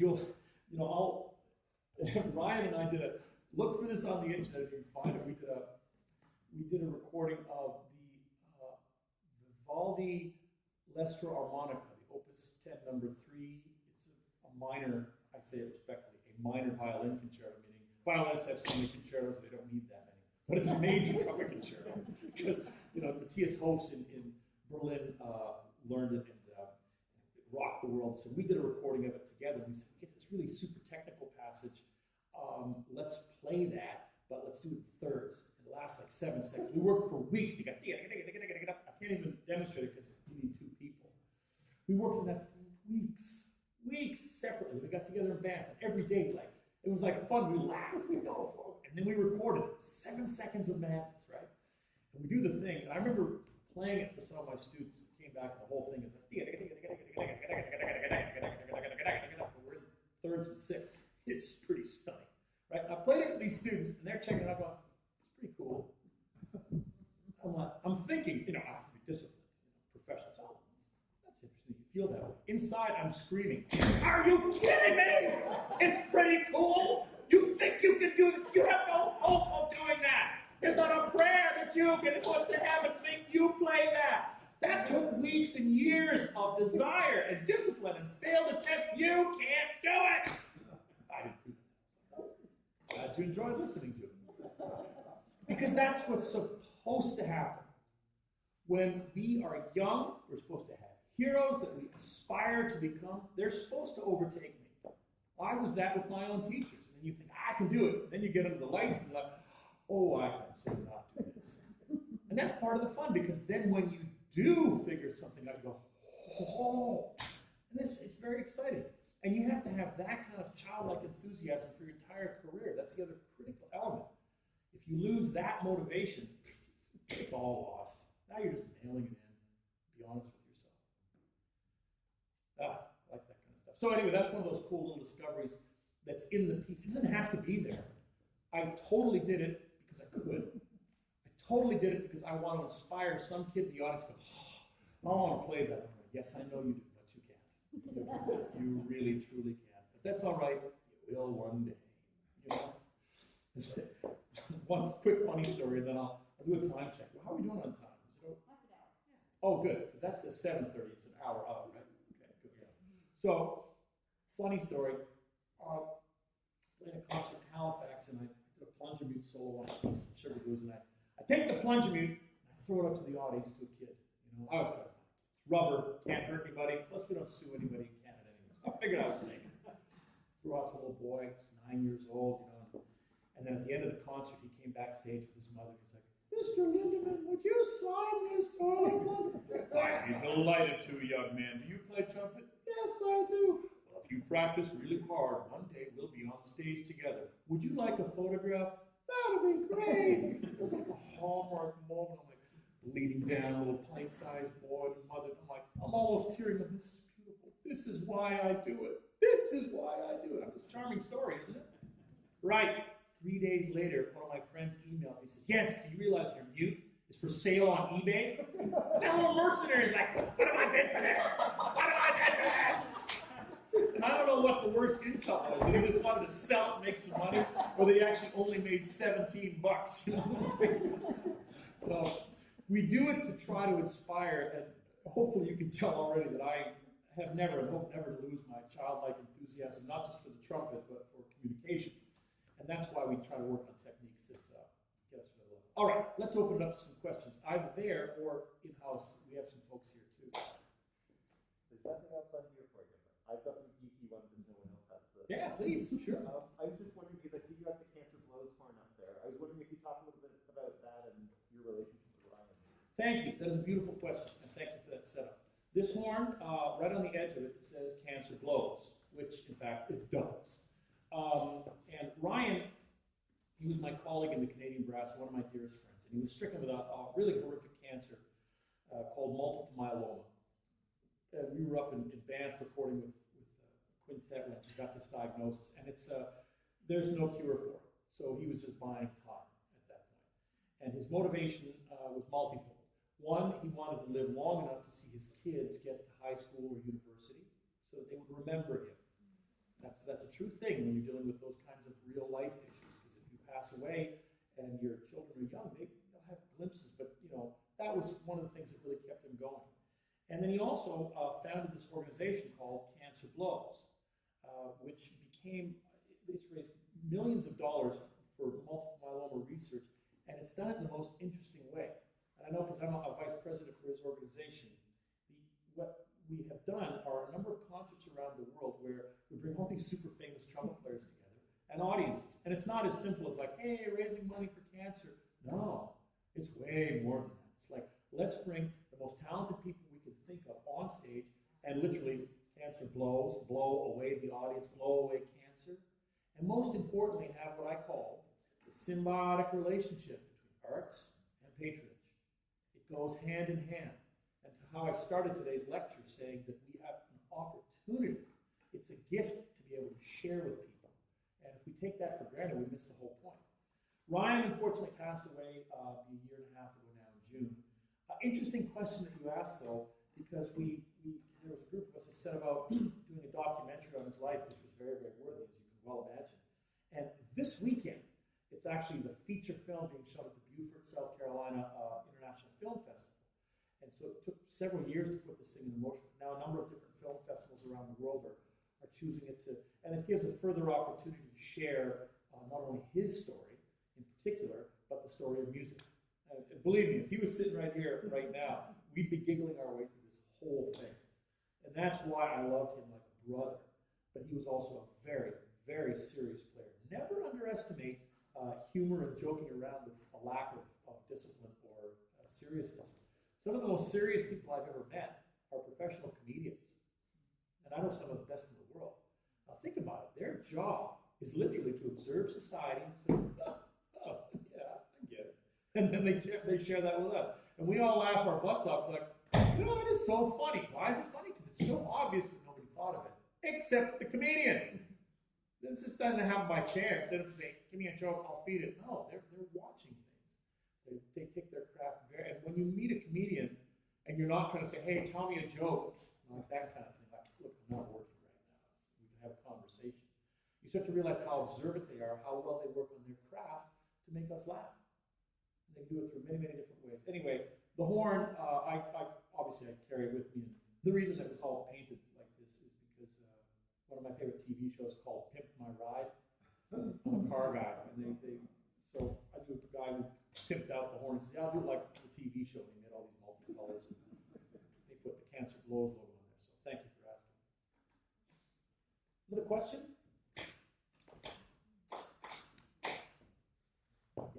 When I was young, I played trumpet, but then I ran into my parents wishing me to have braces on my teeth. I had to stop playing, and I wondered how you deal with that. They have improved bracing these days. Not really. Braces are still braces. Some of them are better. I didn't have to have braces. Not that I have great teeth. There's a whole story there as well. Yeah. But that's a very common thing at a pivotal age for many trumpet players. Yeah. And some braces, my understanding is they can do them like an Invisalign, or the bracing part is on the inside as opposed to the. At the end of the day, they're still going to mess with your embouchure. My advice to any kid that's listening and says, I have to go through braces, cool, don't worry about it, okay? Rule number one, stop looking for first trumpet parts. Just play in the section. Have fun, don't press, because when the braces come off, it's going to be a whole new feeling. So that's the time to actually work on basic fundamentals. Don't try to keep up with your friends. It's just, it's pointless, because when the braces are removed, you kind of start again.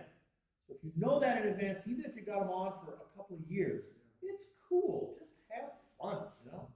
No professional is getting braces and staying a professional. So, you know, at a pivotal point in life, allow that to happen. Yeah. I didn't have braces, and incidentally, if you're destined to have braces, not only is it a good thing for your smile, your TMJ, etc., probably ultimately is a good thing for your trumpet playing. Again, to get into super geeky talk, on the trumpet mouthpiece, the 4 points where you would actually have contact with embouchure and the teeth, as opposed to the rounded portions on the sides and top. On my teeth, it's flat here, here, here, and a slight indentation here on that side. And so when I was younger and I practiced a lot, and stupidly, I would get a lot of irritation here. Sometimes in the form of a zit. You know, if you're male, the hair follicles can easily get irritated through overpractice. As corny a tip as this is, it ain't corny at all. Make sure you're really, really well shaved right around your embouchure if you are a male dealing with that. Or if you're going to grow a mustache or a beard, let it grow long enough that the follicles don't get irritated. Then you have other issues at that point, but you won't have that. But especially because of the indentation of my tooth, that irritation would then cause inflammation, which would then cause not only discomfort, it would have me sort of be out of shape for a few days until the swelling would all go down.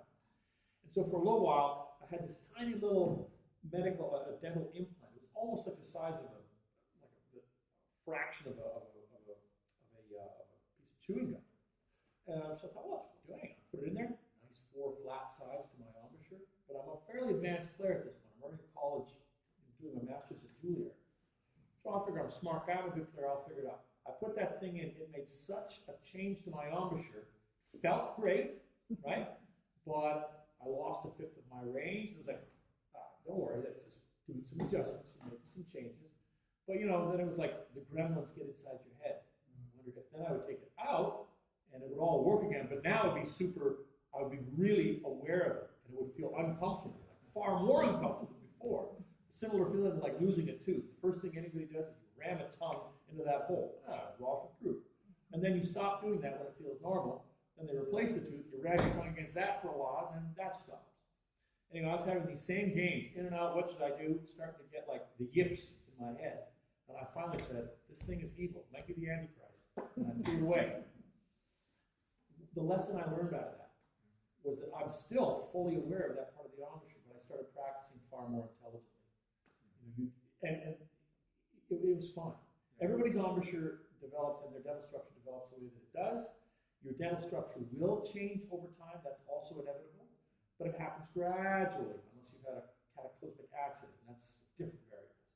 So what you learn to do is adjust with your body as you grow older. And the only way to really truly do that is to come back to what I said earlier, which is curiosity.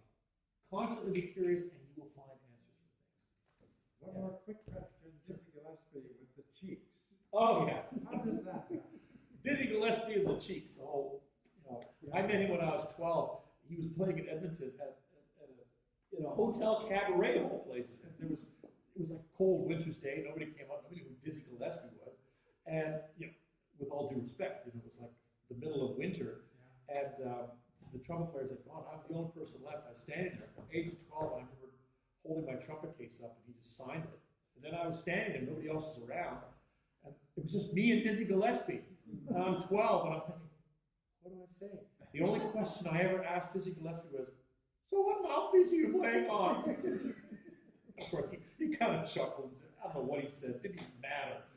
Thank you. And I left. Now, the great Dizzy Gillespie, though, those famous cheeks, he will tell you, he'll be the first one to tell you, kids, don't do what I did. It was just bad technique. No one taught him to do that. He just naturally did it. And then with time and years, his embouchure was so plasticized that it naturally did that. Yeah, he was amazing. I saw him in Vancouver. Without a doubt, he was amazing. But you wouldn't teach anybody to do that. You can be amazing like Dizzy Gillespie and not have that bad technique. Oh, yeah. And that's the whole point. When you see somebody doing that, and especially when they invoke the clause of like, well, Dizzy did it. Like, no. If Dizzy was here right now, he would say, do not do this. No. That's just what I did by accident, and it's not how you're supposed to play the trumpet. Thank you. Yeah. Because that also, again, comes back to a more prevalent point, something called the Valsalva maneuver. Sometimes people that, their necks kind of bloat out a little bit. This happens very simply because you're overblowing, okay? We think to play loud on the instrument, you have to blow with a lot of air. It's actually the exact opposite. You actually want to learn to play with less and less air. It's hard to describe it in a short master class like this. Another time, I will come back, and I promise we'll do a all-hands-on-deck trumpet geek couple of hours, where it's like, if you're not a trumpet player, you probably don't want to be here. But if you are, you're like, yeah, get it. So anyway, that was just bad technique on his part. Hi, I'm an actor, singer, dancer, and my question for you, there's kind of two parts to it. So the first part of my question is, you're a player, performer, and educator. So have you done those things kind of in tandem for your entire career? And then the second part of my question is, like our lives as artists tend to ebb and flow. There's peaks and valleys, and how have you navigated that journey? Very good questions. The questions, again, just to quickly reiterate, being both performer, educator, and what was the third one? Player, yeah, performer, educator. Has that always been part of my career path? And the second part of it was... and how have you kind of weathered the storms of... and weathered the highs and lows. Weathering the highs and lows, that's an easy one, happens all the time. You will get more no's than yeses, and you know this is an actor. Yeah. It's like you walk in as an actor, you have a look. But before you've said or done anything, they formed an opinion. At least as a musician, you might have a fighting chance by your first notes. You might. But actors are like, Yeah. Now, if you're a smart actor, you won't let that bother you. Just like, I've got to be me. I can't be something I'm not. So that's really, really important. That's self-awareness. For many aspiring young performers, don't fall into the trap that a lot of young performers fall into. That stupid cliche. We all heard it. You'll hear it in other cases. And when you hear it, smile politely and realize whoever's saying is just being an idiot. Which is, if you can't play, teach. Heard that one before? Yeah, I guess you're not good enough to be a player, so be a teacher. I heard it. I was influenced negatively by it as a kid. Because you're thinking, well, yeah, I guess if you can't play, your alternative, your backup plan is to teach. What a nitwitted thing to say and fall into. The greatest performers of all time, we're talking historically, Beethoven, Hummel, Mozart, they were teachers first and foremost, as well as star performers. It was the height of your career if you could teach. And in case anybody still doesn't believe that, here's another little secret that you nitwits won't figure out unless you do it. Teachers learn more from students than students will ever learn from teachers. Why don't you put that in your pipe and smoke it? So you think you're all that because all you're going to do is play your instrument, whatever that happens to be, and you're too good to teach? Idiots. Idiots! There's no polite way to say it, okay? Yes, I'm right in your grill on that. You will learn by teaching and incidentally, just to soften it a little bit, because at the end of the day, I am Canadian. I haven't become that American. Although I do like a lot of things about America. I do. It reminds me of what I love about Canada, and it reminds me of what frustrates me about Canada. Let's just say it the way it is for a second. Unless you're a hockey player, it's really tough to be celebrated in our country. All right? Let's not sugarcoat it. Hockey players are demigods. Whatever they do, our entire national psyche is dependent on how our Olympic teams do. It's like, it's a disaster. It's a hockey game. I love it too, right? The girls were great. That's right. And this is part of our history. It's what makes us great. That we're a collective that is generally super supportive and nice as a collective. But don't get too big for your britches. We're Canadian after all. It's like, no, stop that. We should celebrate greatness around us, not because we want said individual to feel greater about themselves, because that should make us greater. You see somebody doing something really awesome, that should inspire, not hinder, and certainly shouldn't inspire jealousy. That's a human tenet that naturally kicks in at times, but guard against it. Okay? So the notion of teaching, again, to soften a little bit, turn into a true educational moment. Even you as young players, I'm talking like, if you're a high school student and happen to be listening to this, why don't you teach a junior high kid? You know, you can make $30, $40 an hour, which is more you make flipping burgers. You don't have to claim it with Revenue Canada, okay? And that little kid is going to look up to you like you are the greatest thing since sliced bread. You're in high school, you barely know what you're doing, but they know nothing. And so your barely knowing anything is already inspiring them. And then when they play something and you're listening and going, oh, that sounds really bad. You don't say to the kid, that sounds really bad. That's just dumb. You know you're not going to do that because you're going to lose your $30. You'll lose the student. But you're going to see they're doing something incorrectly, and you're going to try to correct it. Boom! Now you've made the discovery. It's something that you yourself will not do because you just heard it happening. So that relationship of both performing and teaching, that is the real secret to success. And the greatest players will do that. They will do that. Absolutely will. And I'm talking like megastar level, you know. Let's pick a rock and roll star of the classical world, Lindemann, okay? I don't care what your opinion is of how Lindemann plays. I don't like that version. That's really awesome. Okay, that's coffee talk. That's not what we're talking about. We're talking about a rock star. How he was created as a rock star doesn't even matter. That's just picking on. But get him in a situation where he's talking to a room full of educators, talking about what he was doing when he was learning, whether you liked it or didn't like how he was brought up. You're learning from that, and we're drawn to it. We're curious by it. So you must teach at some level. You'll be a better player and a performer as a result.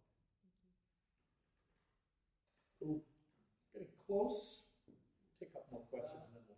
I've got one more really trumpet geek question here for you from Bill again. It says, please describe your technique and how you determine when... Oh, sorry. We're talking about vibrato. Please describe your technique and how you determine when to use it when playing classical, jazz, or pop tunes. Who was the question? Bill Walters is just saying, please... Oh, I thought it was Gilligan. It doesn't matter. The name is cool. Okay, quick trumpet question and a quick trumpet answer. Vibrato. There are technically 3 forms of vibrato, one of which is only technically possible. I've never seen anybody use it, and that's diaphragmatic vibrato, the way a singer would use vibrato or a flute player. I've never met a cello player ever that has used it to any form of effect because it would be counterintuitive to the muscles that we have to develop down here and how we develop them. So, in theory, diaphragmatic vibrato can work. In practice, it's a theory. Leave it alone. So there's really 2 forms of vibrato only. One, which is the more modern form, is lip vibrato. Simple oscillation of the lips.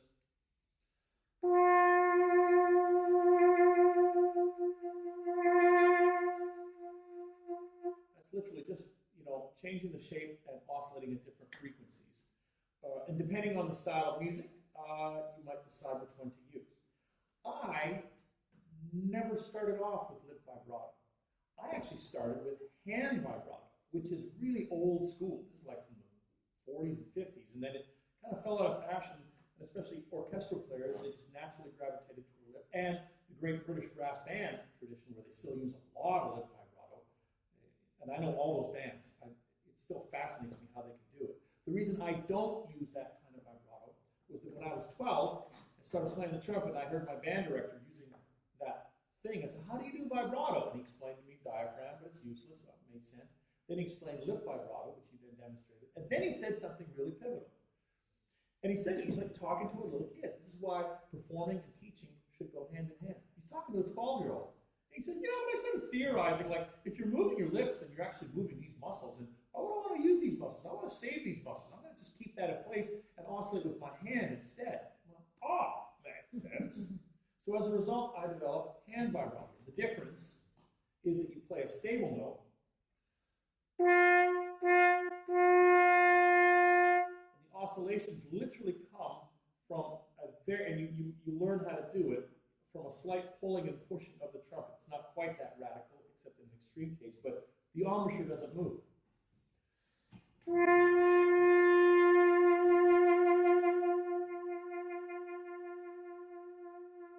If I slow it down really super slow, what I'm literally doing is ever so slightly pulling the trumpet off of the embouchure. Flattens and I bring it back in. So the extreme example, slow-mo, is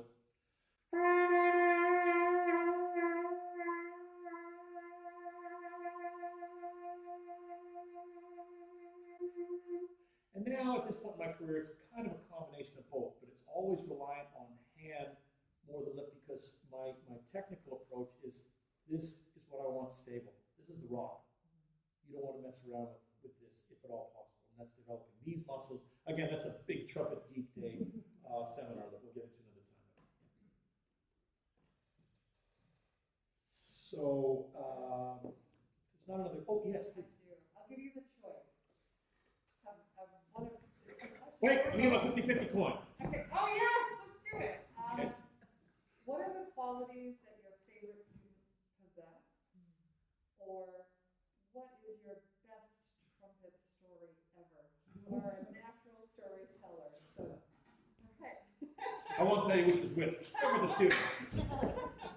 Oh, both good questions. I'll answer one seriously and one whichever thought comes to my head at the moment I decide to answer. I'll get to that, I suppose.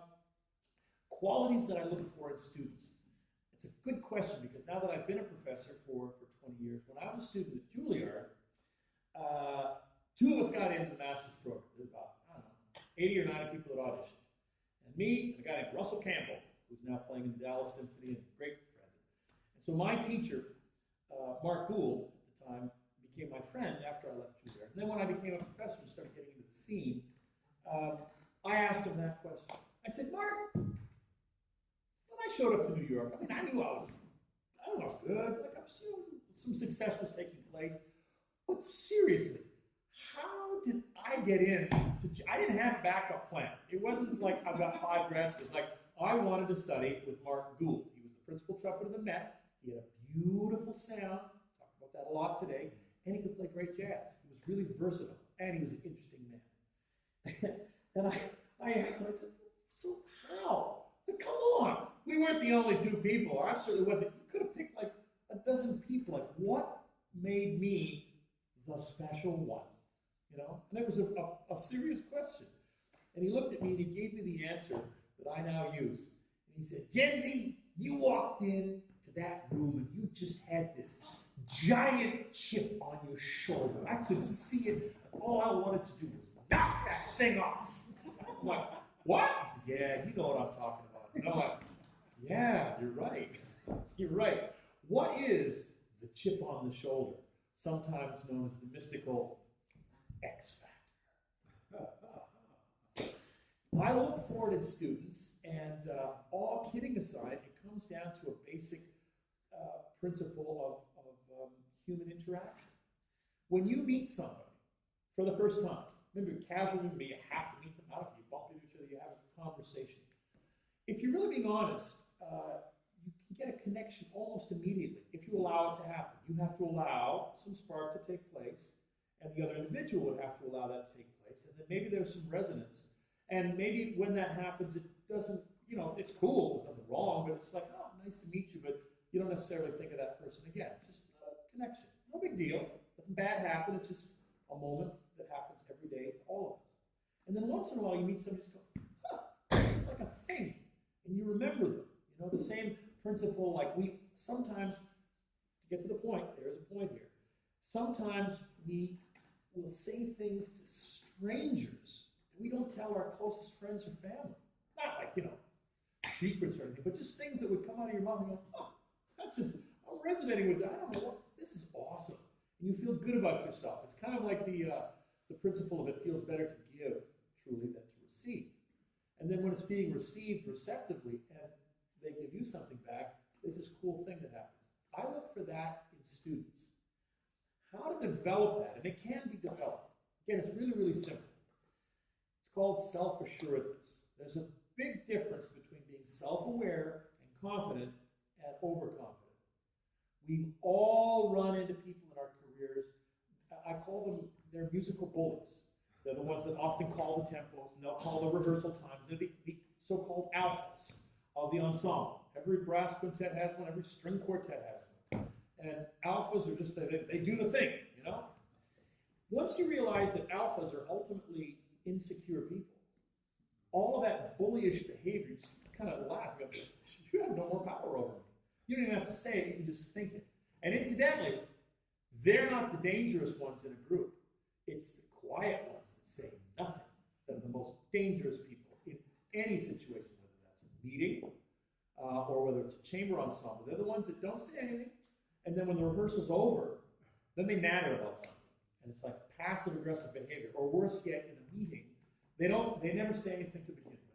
They wait until everybody else has said a comment, then they'll say, yeah, but. And then when you really start listening to them, you realize they actually don't have a single original idea. They're listening to everybody else's ideas. They find the whole, because every concept has a counter concept. They correlate that, and they spew out something to hear themselves talk, and they sit back and go, I've done my part. Sometimes that's conscious, which is really dangerous. Sometimes it's subconscious, which can be corrected. How we can train musicians to have more of the positive X factor is to say, be who you are. Again, it sounds corny, but I think you've gathered already. I'm intense. I love people. I love high energy activity. I love high level thinking. That's not everybody's speed. Some people are introspective. There's nothing wrong with that. If you're an introspective person, be that. But don't be afraid to show that. That's the difference, and that's what I look for in students. And you're constantly learning. I had one example of a student that I came home from my auditions and at UCLA. My wife said, "Well, how are the others?" "Oh, some good players, some middle players, and there were some blizzards. They weren't ready for college, certainly not for this program." And she was reading through, because every student has to write a statement of intent. Why do you want to study here? And she said, "Did you read this one?" I'm like, "No." "Yeah, average, above average, just, no, not ready for the student." And she said, "Did you read the personal statement?" I said, "I just told you no, because I remember the audition." It was like, no, nothing there. And she looked at me and she said, "You're accepting this student." "What are you talking about?" I said, "Read the statement and put them in the accept column." I said that for a fact. I have a very persuasive and highly intelligent wife. For those of you looking at relationships down the road, punch above your pay grade. Find somebody smarter than you. You'll be really grateful later, okay?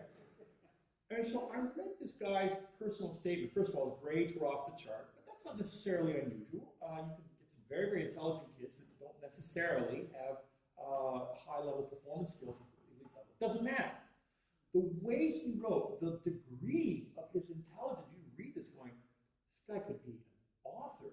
He's a thinker. He was so smart, I thought, take it. If he never amounts to anything as a treble player, it won't matter because it's going to be fun. That is exactly what happened. He was always, at best, an above average treble player.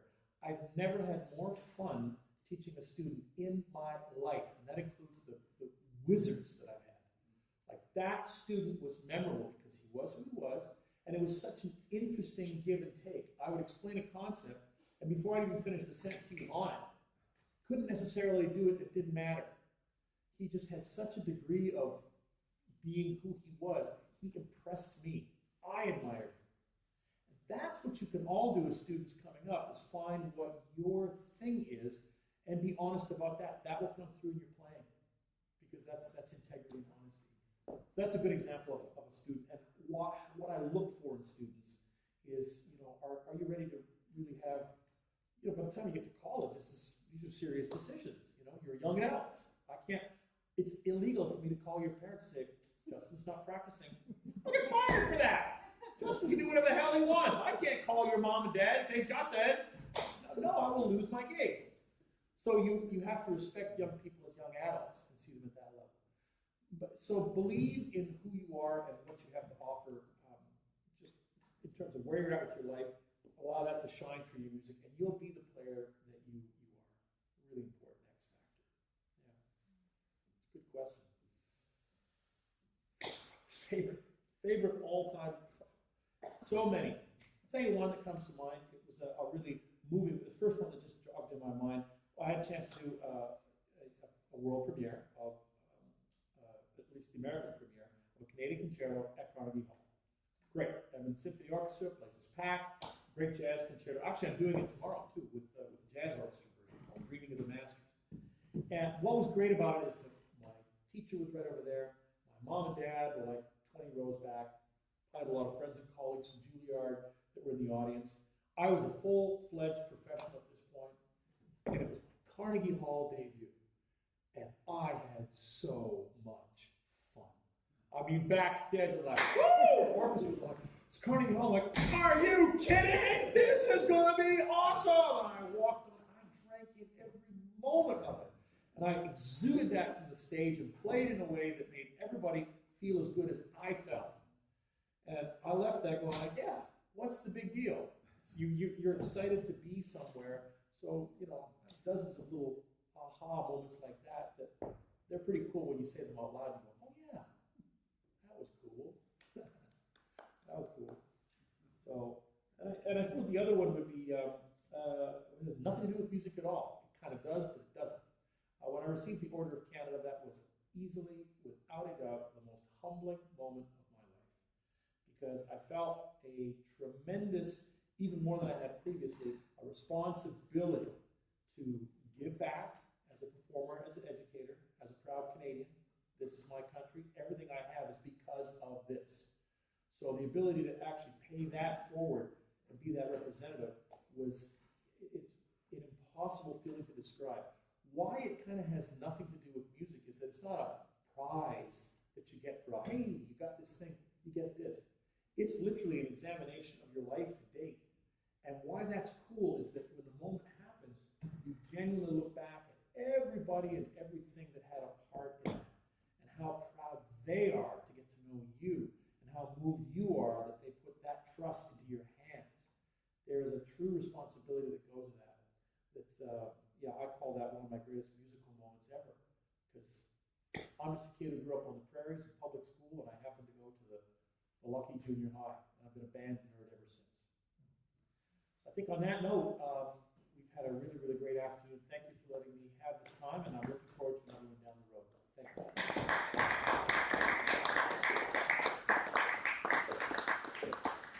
I'm going to thank you on behalf of Angela. I'm Elaine Hamilton, the Vice President of Advancement and Strategic Partnerships here at the VSO School of Music. So thank you so much. That was an amazing balance of masterclass of philosophy and techniques and structures that will make people successful. So I am so grateful for you sharing that. And I am grateful for the Israeli Foundation for sponsoring the Master Teacher Program.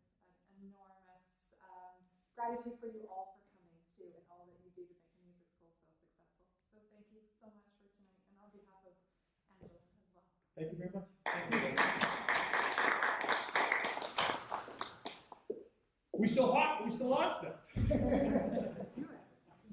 If you want to jam, I think we're still live. We're still live.